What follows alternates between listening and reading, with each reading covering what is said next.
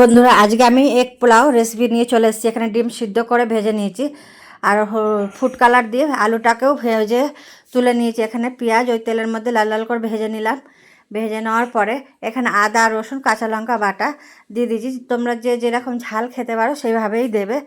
দিয়ে আমি ভালো করে মশলাটাকে কষে নিয়েছি সামান্য জল দিয়ে। এখানে লঙ্কার গুঁড়ো, জিরের গুঁড়ো, হলুদ গুঁড়ো আর স্বাদ মতন লবণ দিয়ে আমি আবারও দিয়ে ভালো করে কষে নিচ্ছি মশলাটাকে। যত মশলা ভালো কষাবে তত ভালো তরকারিটা হবে। এখানে আলু ভাজাটা আমি দিয়ে ভালো করে আমি নেড়ে চেড়ে নিয়ে আমি ঢাকা দিয়ে দিলাম। এখানে আলু দেওয়া সিদ্ধই হয়ে গেছে। এবার ডিমটাকে দিয়ে দিচ্ছি, দিয়ে আমি ভালো করে আমি আবারও ঢাকা দিয়ে আমি কষিয়ে নিচ্ছি। এখানে বন্ধুরা, ভিডিও ভালো লাগলে লাইক করো, কমেন্ট করো, আমার চ্যানেলকে সাবস্ক্রাইব করো, যাতে তোমাদের কাছে আমি ভালো ভালো ভিডিও দিতে পারি।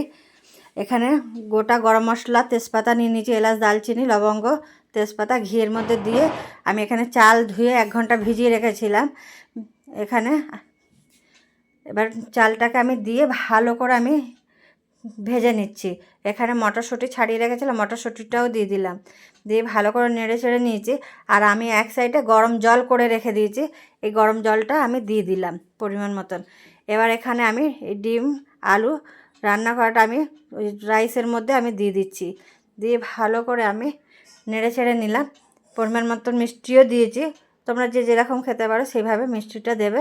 আর দেখো বন্ধুরা, ঢাকা দিয়ে দিয়েছি, একদম পুরো ঝরঝরে পোলাও রেডি হয়ে গেছে। তোমরাও ট্রাই করো। আজকের মতো টাটা।